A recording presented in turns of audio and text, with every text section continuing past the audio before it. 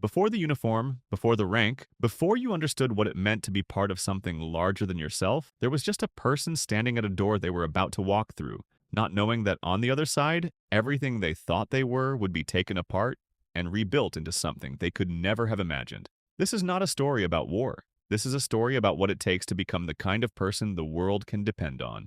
This is the journey from civilian all the way to general. The first day of basic training does not begin with a weapon. It begins with a name. Not your name, recruit. Everything you were before this moment is irrelevant. Your habits, your history, your comfort zone, gone. The drill sergeant does not hate you. They are simply doing something that very few people in your life have ever done. They are finding out what you are actually made of. Not what you think you are made of, what you actually are. Under no sleep, under cold, under pressure, under pain. Most people have never been tested that way. Most people discover in the first week of basic training that who they thought they were and who they actually are two very different people. Some cannot close that gap, they go home. The ones who stay are never the same again. This is rank 1, the recruit. The uniform has not been earned yet, but something more important has begun. Training is over. You have a rank now. You have a unit. And for the first time in your life, you belong to something that has no room for your individual ego. The military teaches you something that the civilian world almost never does.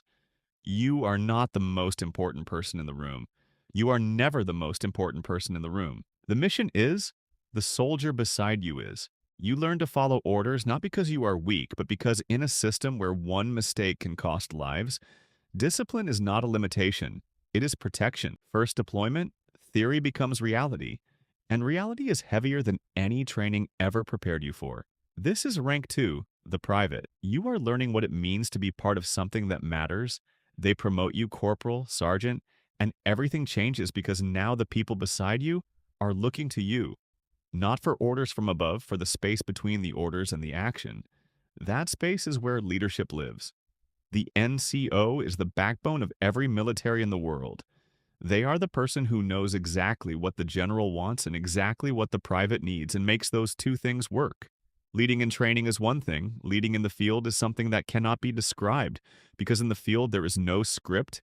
There is only you and the people depending on you, and the decision that has to be made right now. This is rank 3, the NCO. You are no longer just a soldier. You are the reason other soldiers make it home. The officer enters through a different door, education, training, commission, and with it comes a weight that never fully leaves because the officer does not lead a task. The officer leads people, dozens of them, sometimes hundreds, each one with a family, with a life, with someone waiting for them at home. Every decision the officer makes carries that weight. Every order given in the field is a moment where someone's life is in your hands, and you have incomplete information and no time, and you still have to decide. This is what separates leadership from management. Management works when everything is going right. Leadership is what happens when everything is going wrong, and someone has to make the call. This is rank 4, the officer. The weight of command begins here, and it never leaves. You have seen things now, things that stay with you. You command a battalion, hundreds of soldiers, multiple units, complex operations, and the decisions are no longer just tactical. They are strategic. You are in rooms where the full picture is rarely visible, where you must decide with what you have, not what you wish you had. The soldiers below you will follow you anywhere, not because of your rank, because of who you are when the pressure is highest, because they have watched you and decided you are worth following. That trust is not given. It is built, one decision at a time, one day at a time, over years. This is rank 5, the senior officer. Your career is no longer measured in missions. It is measured in the people who came home because of you. Thousands of soldiers, your name on orders that move entire regiments. You sit in rooms where the cost of decisions is measured in lives. Not hypothetically, you have seen that cost with your own eyes.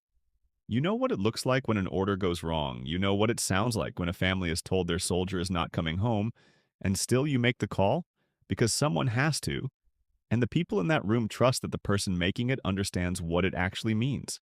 This is what decades of service build.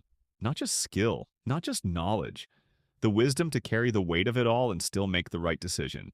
This is rank 6, the colonel. Fewer than 1 in 1,000 soldiers will ever wear these stars. The general does not command through authority. They command through something that cannot be given by any institution: trust. built over 30 years of service. Eisenhower, Patton, Colin Powell, every one of them stood where you are standing right now, at the beginning, not knowing if they would survive the first week, not knowing if they had what it takes. The general is not a different kind of person from the recruit. They are the same person after 30 years of refusing to stop at any rank below this one. This is rank 7, the general. Here is what every rank of military service teaches you. The uniform does not make the soldier makes the uniform. Every rank you wear is not a reward, it is a responsibility. And the people who reach the highest ranks are not the ones who wanted the power. They are the ones who were willing to carry the weight long before anyone was watching, long before anyone was rewarding them for it, on a cold field at 3 in the morning with nothing but their commitment to the people beside them. That is what this life builds, not heroes. People who show up every single time no matter what. So here's your question, not about the military, about your life. Are you willing to show up before anyone is watching? Before anyone is rewarding you? Before you have the rank? Because every general in history had one thing in common. They started as a recruit who refused to go home. Maybe that recruit is you.